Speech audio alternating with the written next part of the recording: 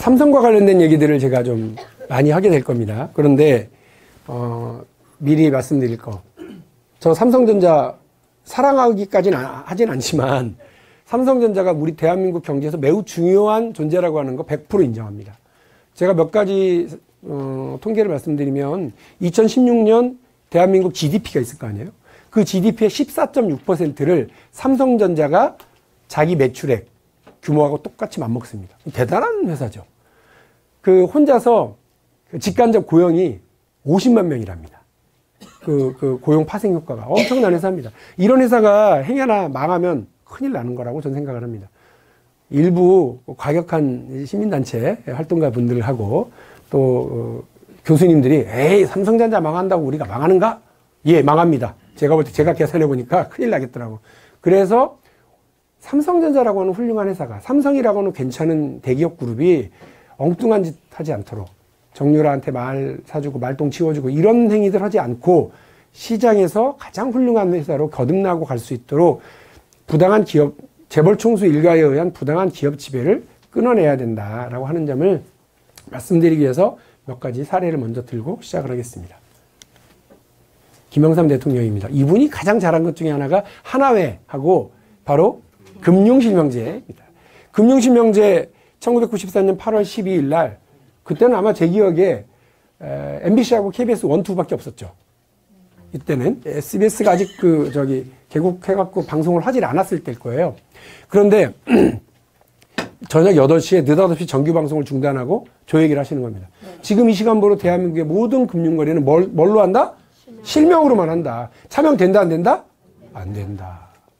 대통령이 긴급명령 공포하고 이렇게 되는 줄 알았습니다. 그런데 이런 일이 벌어집니다. 2007년 10월 30일 한겨레 신문입니다. 김용철 변호사, 지금 광주교육청에 감사관으로 계십니다. 아, 이분도 한유총 한유총 감사하는데 정말 열심히 하셨더라고요. 자기 역할이니까 열심히 해서 뭐 한유총이 저 양반 어떻게 해버려라 라고 그런 요구도 있었다고 그러고 농성도 하고 뭐 그랬던 것 같아요. 근데 저분이 내 계좌에 무려 53억이 있다. 세계 계좌에 53억이 있고, 그리고 그 돈은 이건희 회장이 삼성그룹으로부터 계열사로부터 비자금을 조성 10조 그거를 저렇게 숨겨놓고 있었다. 이거 횡령이다. 횡령 배임이니까 처벌해라 라고 하는 기자회견을 합니다. 대한민국이 발칵 뒤집히죠. 저 이분 참 대단하다고 생각해요. 자기가 모든 부귀영화를 다 누리고 있었거든요, 사실은. 그래서 일부에서는 배신자다. 삼성 쪽에는 그렇게 얘기합니다. 배신자고 누릴 거 다 누리고 나쁜 짓 한 놈이 지가 정의로운 척한다. 이런 프레임으로 공격을 했죠. 엊그저께 얘기인데요. 이런 얘기 할 때마다 마음이 아프긴 한데 김영철 변호사를 알더라고요. 어떤 분이 강연을 하는데. 근데 그분이 우리 민주당 서울시당의 한 지구당의 강연이었어요. 하는데 그 김영철이라는 사람 때문에 그 다음에 호남 사람들 삼성이 높은 데로 안 보낸다대요 이러더라고요. 그분이 그런 말 하면서도 속이 상한 거고 우리도 그렇죠. 그러나 저는 김영철 변호사 대단하다고 생각을 합니다. 이분이요. 여러분 통장에 나도 모르는 돈 53억 있으면 어떻게 하랍니까? 머릿속에 모든 상상 다 하고 계시죠? 당연히 그래야죠. 카톡방에서 조용히 나가야죠. 요즘 뭐 하냐고 물어볼 것 같은 뭐 민주당 무슨 모임 이런 다 나오고 위원장님 앞으로 조용히 탈당계 보낸 뒤에 조용히 햇볕 따뜻한 데로 가서 편하게 살면 되죠. 이분 그렇게 안 하고 이거 내 돈 아니다. 이거 삼성 이건희가 만드는 비자금이다라고 했는데 그래서 수사를 시작합니다. 그때 난리 났었어요. 조준웅 특검이라고 기억하십니까? 조준웅 특검이 시작이 됩니다. 이 조준웅 특검이 수사를 쭉쭉쭉 하고 나서 진도를 쭉쭉 빼고 나니까 결과가 이 다음 해인 4월 17일, 2008년 4월 17일 날 그 수사 결과가 발표됩니다. 수사 결과는 이런 거였습니다. 10조? 에이, 그건 아니고 4조 5천억 원. 비자금 횡령? 에이, 그거 아니고 아버지가 물려준 돈이더구만. 다만 아버지한테 물려받은 돈이라도 그거를 다른 사람 이름으로 이렇게 왔다 갔다 하고 그랬으니까 양도세는 내야 되고 관련된 세금은 탈루한 부분에 대해서는 내가 이거를 탈루 혐의로 고발을 했다. 고소고발을 했다라고 하는 수사 결과 발표를 합니다. 그리고 3일 뒤에 이건희 회장이 이렇게 국민 앞에 나타납니다. 기억하세요 혹시? 뒤에 쫙 삼성 임원단 거느리고 나가서 뭐 하여간 죄송합니다 이러고 가셨어요. 그리고 그 뒤에 이학수 부회장이 이 세 가지 약속을 했습니다. 차명계좌 실명 전환한다. 두 번째 누락된 세금 다 낸다. 세 번째 남은 돈 사회 환원을 하겠다. 약속을 지켰을까요? 우리 지금은 안 지킨 것 같죠. 그때는 설마 아니 기자회견을 한 사람이 이걸 안 지켰을 거라고 생각도 안 한 거예요. 그래서 아무도 문제 제기를 안 했습니다. 대한민국 검찰이 수사 결과를 발표했고 대한민국 굴지의 1위 기업이 회장님이 이렇게 나와서 얘기를 하시니까 믿었죠. 근데 안 지켰어요. 요 맨 마지막 남은 돈 사회 환원하겠다. 지난번 최순실 사건 때 국회에서 국정조사 특위 관련해서 청문회가 있었습니다. 그 재벌 회장들 다 나오고 있었는데 이재용 부회장한테 물어봤습니다. 우리 당 누가 물어봤는데 이거 약속 어떻게 됐냐? 그랬더니 부친께서 그때는 뭐라고 하냐? 자꾸 한 부친께서 그래갖고 뭐 돌아가셨어? 이래 또 기억나시죠? 근데 그러니까 잠깐 수정하고 회장님께서 이거를 어떤 일에 써야 좋은 일에 쓸 건가 고민하다가 그렇게 쓰러지시는 바람에 아직 못했다는 거예요. 2008년에 약속해놓고 뭐 2016년까지 고민만 하셨던 거죠. 아쉬운 일입니다. 그리고 누락된 세금을 납부하겠다. 요게 제가 관심 가졌던 부분입니다. 진짜로 했을까? 요거요. 근데 이것도 안 지켰더라고요. 차명계좌 실명 전환 이게 뭐 어려운 일이라고. 아닙니다 여러분. 요거하고 요거가 연관됐어요. 우리 송갑석 위원장님께서 그냥 예를 드는 거예요. 동상 이름 좀 빌려주시게. 이래가지고 차명 계좌를 제 이름으로 만들어요. 그래갖고 돈을 거기다 좀 솔찬히 넣어요. 그래서 둘이 이제 요거 아예 내 이름으로 바꾸자고 실명 전환한다라고 하는 얘기는 둘이 민증 들고 가갖고 은행 가서 요 돈은 내 돈이 아니에요. 요 돈은 내 돈이요를 서로 확인증 쓰고 도장 꽝꽝 찍고 관련된 세금을 일단 징수합니다. 금융당국이 먼저. 어떤 세금을 징수하느냐? 이겁니다. 금융실명법 제5조에 따른 비실명 자산 소득에 대한 차등과세. 그래서 이 비실명 자산에 이걸 만든 거는 얼마를 걷어요? 99%예요. 99%예요. 이자 소득, 배당 소득. 주식이면 배당 소득, 예금이면 이자 소득입니다. 그런데 여러분 재밌는 거 하나 알려드릴게요. 저도 이번에 이걸 파다가 알았는데 차명 계좌의 거의 대부분이 주식이에요. 그건 뭐냐면 차명 계좌를 다 주식으로 유지하고 한다는 건 뭐냐면 회사의 경영권을 물려주고 물려받기 위해서 저렇게 하는 겁니다. 여러분 증여세와 상속세가 얼마인 줄 아세요? 50%가 넘어요. 여러분 정도 제 자산 가지고 50%는 안 걷고요. 이것도 다 누진제이기 때문에 뭐 얼마 이하는 세금도 안 내고 그냥 이렇게 물려받고요. 이렇게 돈을 막 50억 이상 되는 사람들부터는 아마 반 이상을 이제 걷어갑니다.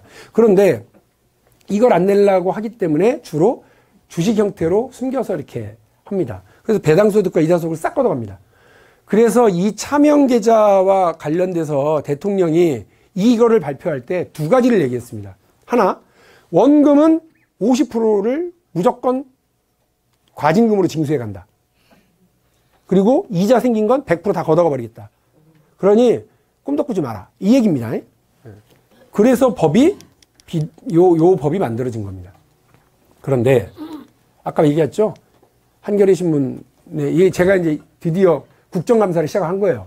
그래서 국정감사 첫날 빵! 터진 거죠.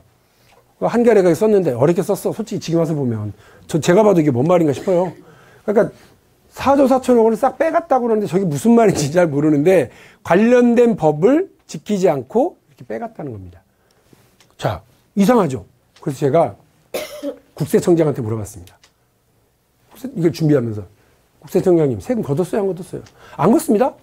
왜 안 걷어요?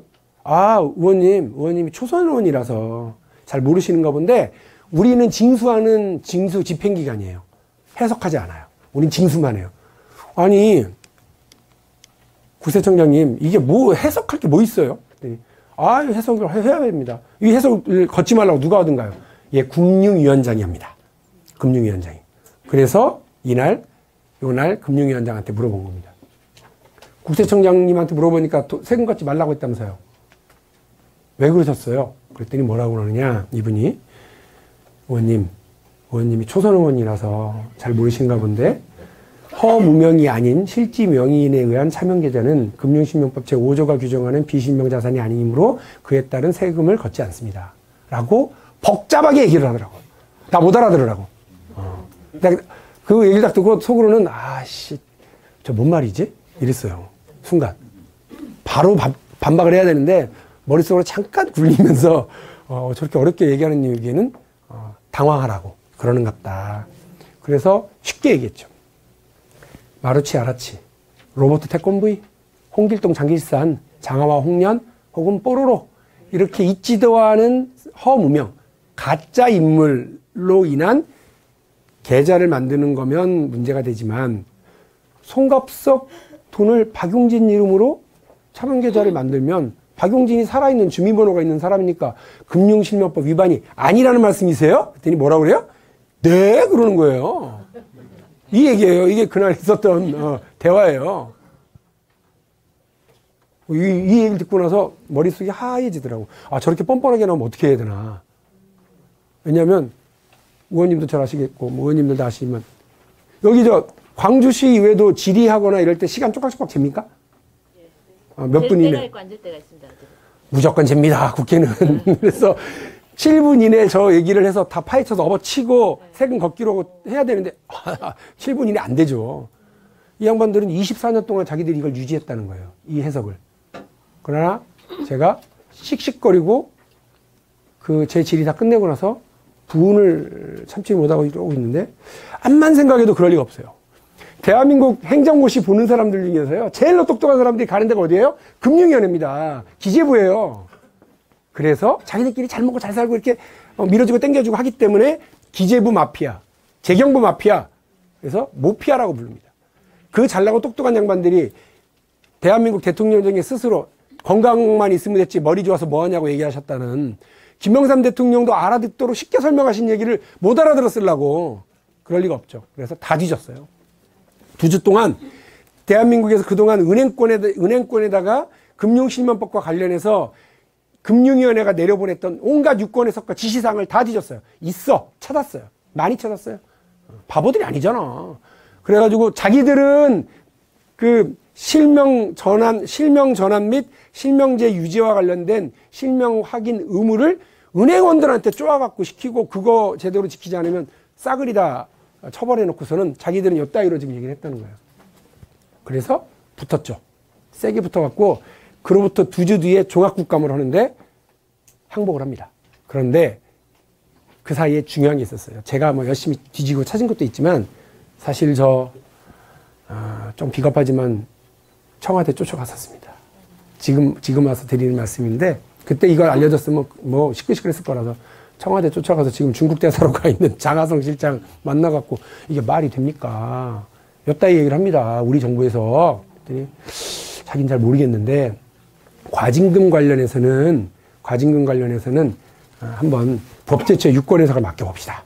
그리고 세금 문제 왜 안 들여뒀냐 요 문제 관련해서는 박용진 의원이 찾아온 요것도 있고 그러니까 우리가 검토 한번 해봅시다.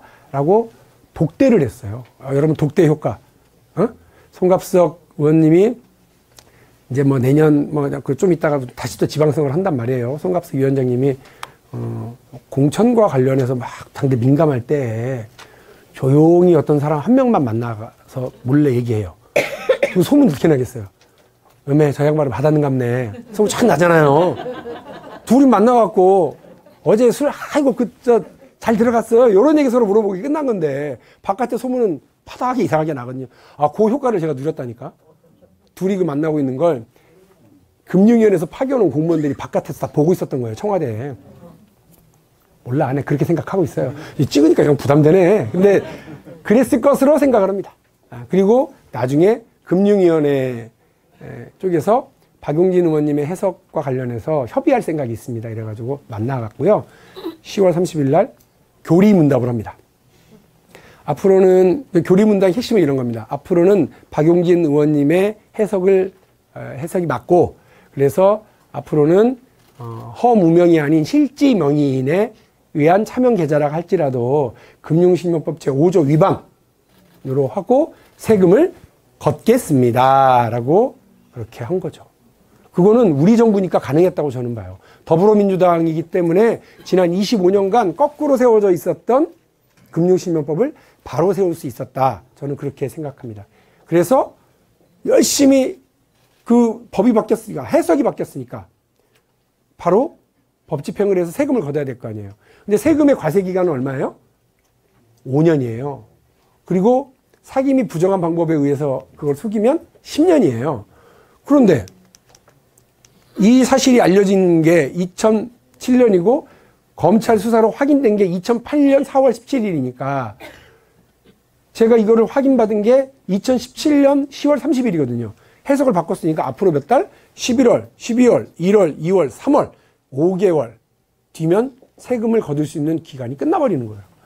그래갖고 다시 국세청장을 불러다가 더불어민주당 정부에서 이 세금 못 걷었다 그러면 당신도 뭐 가지고 우리 정부도 큰일 납니다. 그랬더니 의원님, 초선 의원이라 잘 몰라서 그러시는가 본데 세금을 막 걷는 게 아닙니다. 그래서 그 시점 그 해에 벌어진 그 이자 소득, 배당 소득이 몇 프로인지 금리까지 싹 확인해 갖고 싹 걷어가야 되니까 조금만 기다리십시오. 그리고 이 부과기간이 이미 부과기간 마감이 도래한 그 10년 다 된 것부터 빨리 걷어야 되니까 그렇게 하겠습니다 했는데 10년이 임박한 것을 첫 번째 해에 거둔 것만 작년 1월 1일부터 6월 30일까지 거둔 것만 1,093억인 거예요.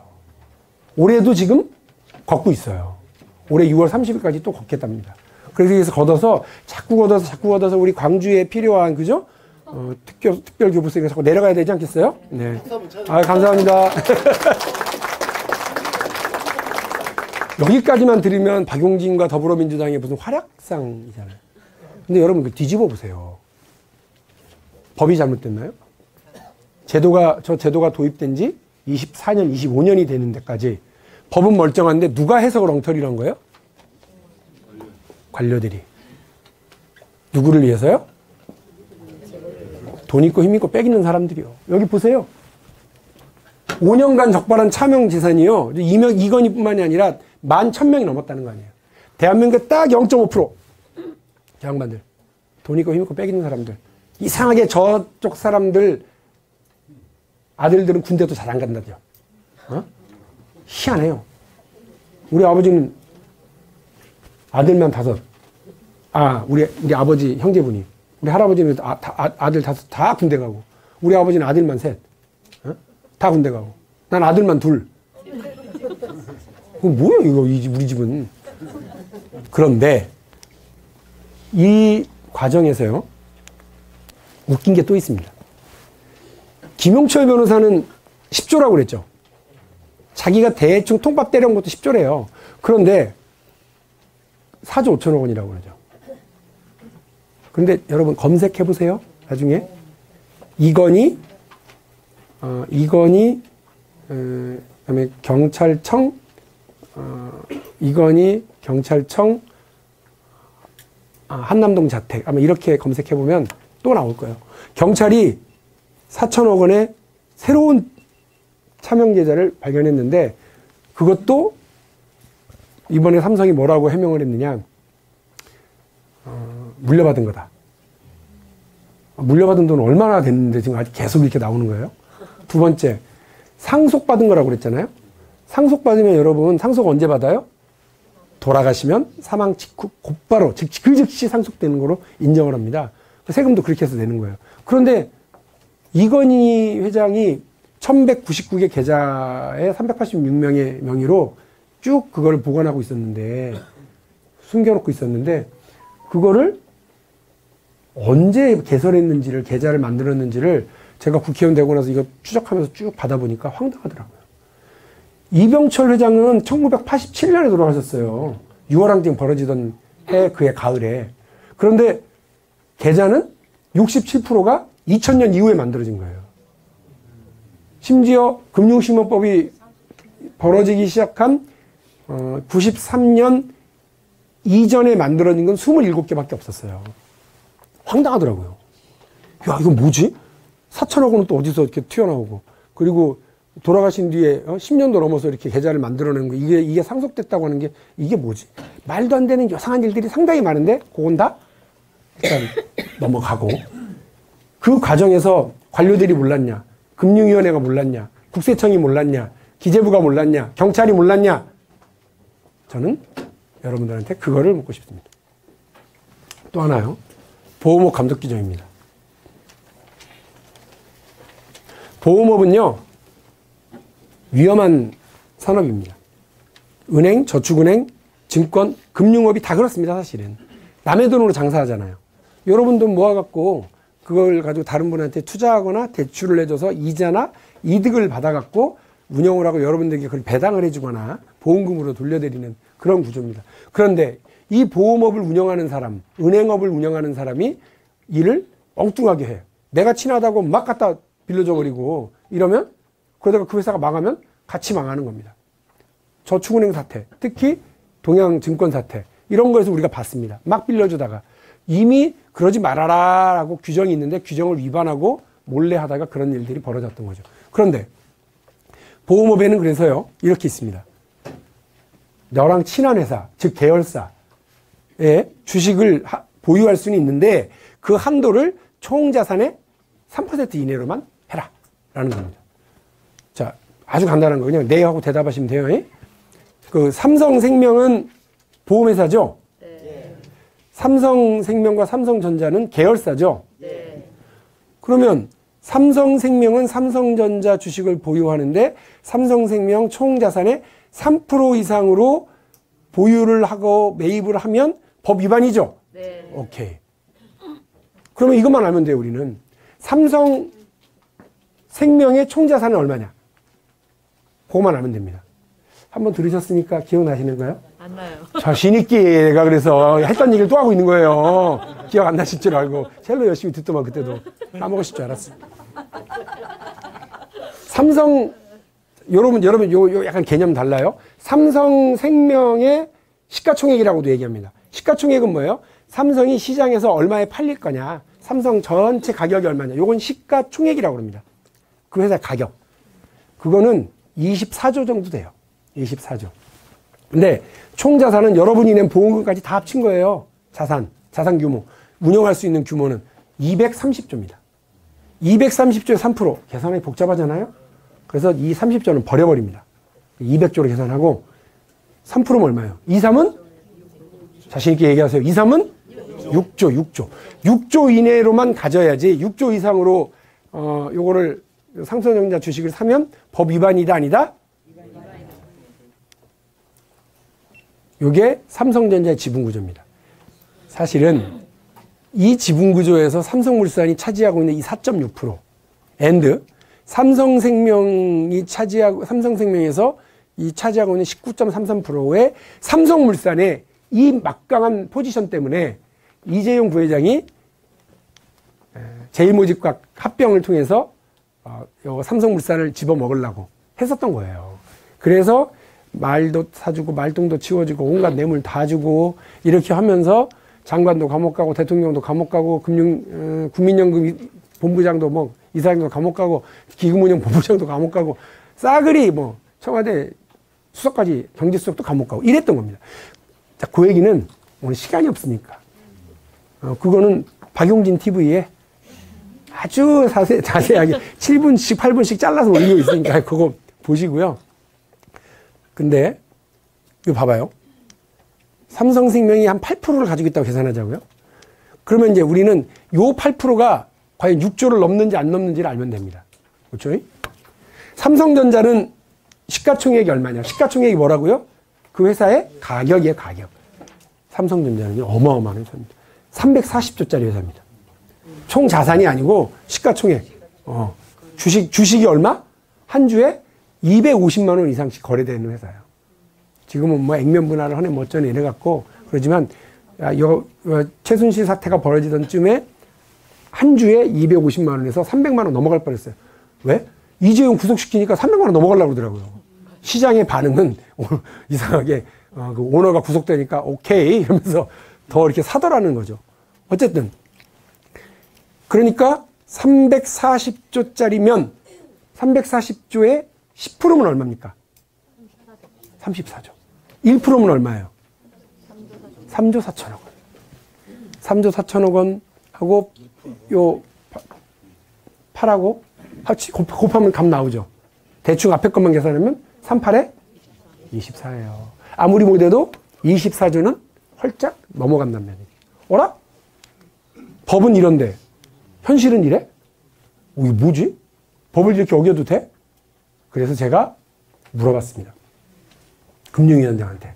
금융위원장님, 어떻게 이런 일이 벌어집니까? 뭐라고 그래요?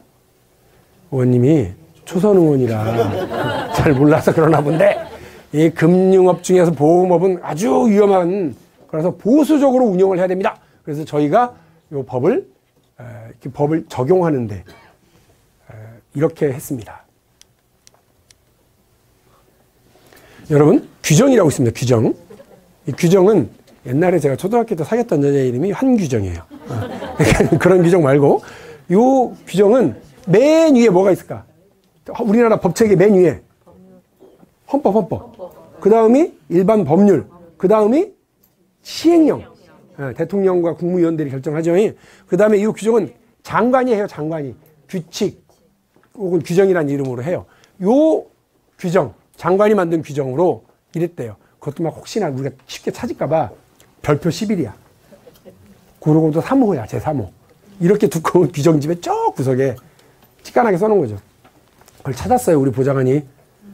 찾아갖고 보니까 요 3%를 넘어서는 되네 안 되네 하는 그 규정을 계산할 때 시장에서 거래되는 가격 말고 취득했을 때 원가로 하라는 거예요. 이게 무슨 말이냐. 2016년 기준 시장 가격은 250만 원에서 300만 원을 오르락내리락 하고 있는 삼성전자 한 주의 가격을 삼성생명이 삼성전자를 사던 1988년 가격으로 계산하라는 거예요. 그게 얼마예요? 5만 원. 5만 원. 나쁜 놈들인 거예요, 여러분. 아니, 뭐 나한테 큰 손해가 없지? 큰 손해 없는데 뭘? 안 그래요, 여러분?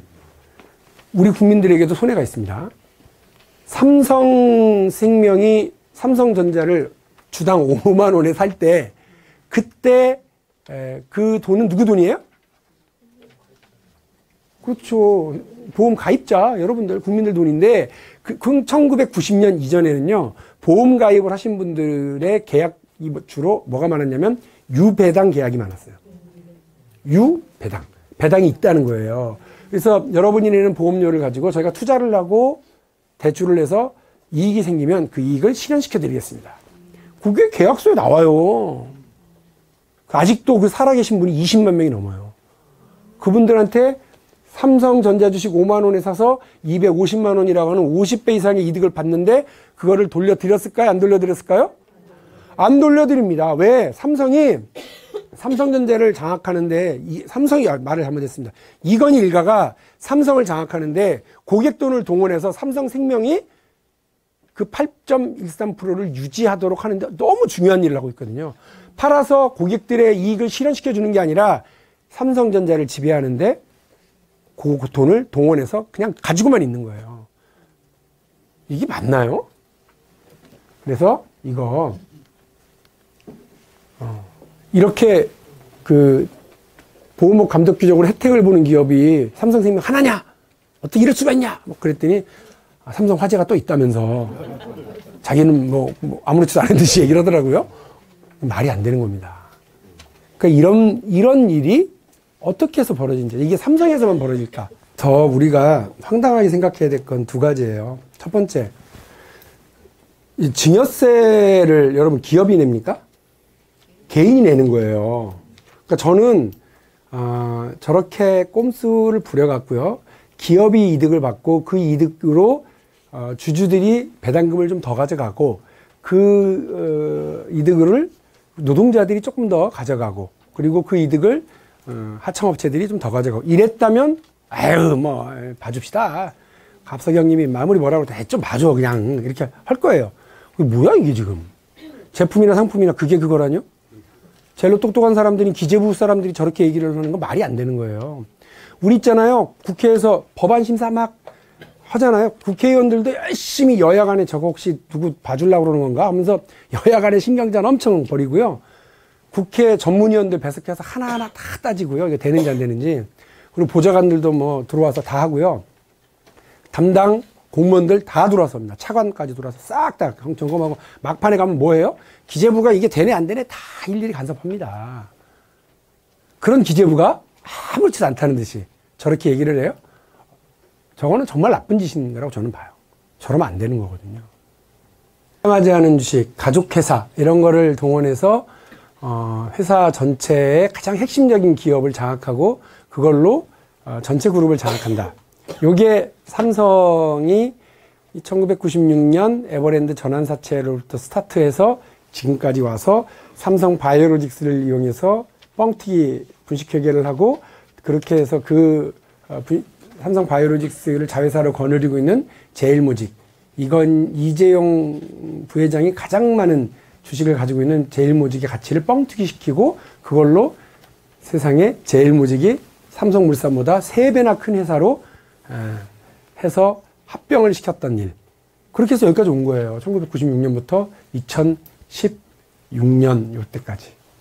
대단한 일이죠. 이게 저렇게 멀리 보고 한다니까요. 우리가 뭐 쉽게 봐서는 안 됩니다. 이 삼성이 걸었던 길을 심지어는 닭 튀기는 회사도 그대로 했다는 것이 알려져서 충격적입니다. BBQ 아시죠? 제가 닭 튀기는 회사라고 약간 얕잡아보는 표현을 썼습니다만 엄청나게 큰 회사입니다. 그런데 이 BBQ라고 하는 회사가 제가 이제 보니까 황당했어요. 아들이 있는데 아들한테 증여를 해줍니다. 제 기억에 얼마 많지 않아요. 한 1억인가 2억인가 정도를 증여를 해주고 증여세를 냅니다. 그 남은 돈으로 뭐를 했느냐? 소스 회사를 만듭니다. 그 소스 회사를 자기가 다 자기 지분 100% 지분인 거죠. 소스 회사를 만드는데 여러분 소스 회사 소스 만드는 거 그렇게 큰 돈이 안 들어가나 봐요. 솥단지 몇 개 걸고 이렇게 간장 붓고 이렇게 해갖고 졸이고 하면 되나 봐.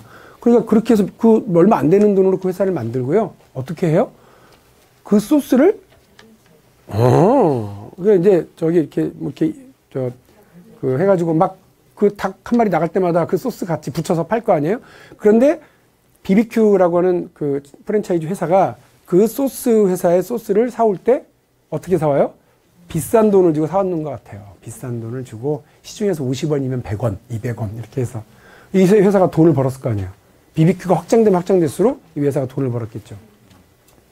그래가지고 재산이 막 늘어나서 이 회사가 그 돈으로 이 회사의 사장인 아들이 뭘 사요? BBQ의 주식을 사는데 BBQ 주식은 비싸니까 BBQ 바로 위에 제네시스라고 하는 지주회사가 있는 거예요.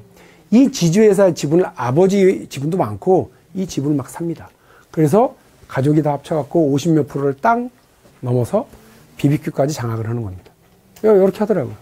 근데 그 아들한테 그 돈을 증여했었을 때가 언제예요? 제 기억이 초등학교 5학년인가 중학교 2학년인가 그래요. 뭐 삼성이 한 걸 그대로 해가지고 켜더라고요. 근데 참 많은 회사가 삼성과 이런 비슷하게 따라갑니다.